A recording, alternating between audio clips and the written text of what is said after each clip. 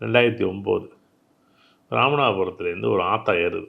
கொஞ்ச நேரத்தில் ஏறினோன்னே அந்த அம்மா ஏறினது அந்த ஏதோ கையில் வரும்போது அந்த அந்த கருவாட்டு மூட்டையெல்லாம் எடுத்துகிட்டு வந்தோன்னே அந்த பஸ்ஸில் வந்து அது கொஞ்சம் அது தாங்க முடியாமல் அந்த அம்மாவை இறக்கி விட்றாங்க. அடுத்த அரை மணி நேரத்தில் அந்த பஸ் ஆக்சிடென்ட். இப்போ அந்த அம்மாவுக்கு ஜாதகம் நல்லா இருக்குன்னு சொல்லுவீங்களா? இல்லை இவங்களும் ஜாதகம் மொத்தமாக கெட்டு போய் சொல்லுவீங்களா? மற்றவங்க எல்லாம் ஏறிட்டாங்க. நீங்கள் போய் ஏறினா கூட அவங்கள என்ன பண்ணுவாங்க? இறக்கி விட்ருவாங்க. நீங்கள் என்ன பண்ணுவீங்க? என்ன பண்ணுவீங்க? என்ன இந்த டிரைவரை திட்டிக்கிட்டே வந்திருப்பீங்க. அடுத்தது துறை ரீதியாக நடவடிக்கை எடுத்திருப்பாங்கன்னு வச்சுங்களேன் என்னமோ.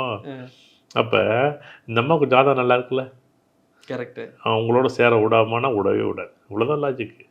பார்த்தாலும் பார்க்க நடக்க போகுது. அது பார்த்தாலும் பார்க்க நடக்க தான் போகுது. பார்த்தா பார்க்கணும் இல்லை, இந்த அம்மாவுக்கு நேரம் இருக்கும்போது ஏதோ ரூபத்தில் வந்து நடக்கணும்ல. இந்த அம்மா வந்து இப்போ ஜாதகம் பார்த்துட்டு வருது, பார்க்காம வருதுன்னு வச்சுக்கோங்க. இல்லை ஜாதகம் வந்து ஏதோ ரூபத்தில் வந்து விளையாடணும். உங்களுக்கு இந்த அம்மாவை காப்பாற்றணும்னு தலையெழுத்து இருக்குது. இந்த அம்மாவுக்கு நல்ல நேரம் இருக்குது, அவ்வளோதான் இறங்கியிருக்கு.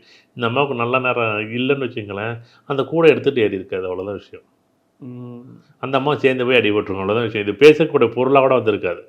அப்போ இது சொல்லும்போது சினிமாவில் டைலாக் சொன்னீங்களே நீங்கள், அதாவது சாகிற நேரம் தெரிஞ்சு போச்சுன்னா வாழ்கிற நேரம் சுவையாக இருக்காதுன்னு சொன்னாங்க. அப்போ ரொம்ப அதீதமாக நம்மளை பற்றி தெரிஞ்சுக்கிறது ஒரு தப்பான சூழ்நிலை அமைச்சு அப்படியெல்லாம் கிடையாது.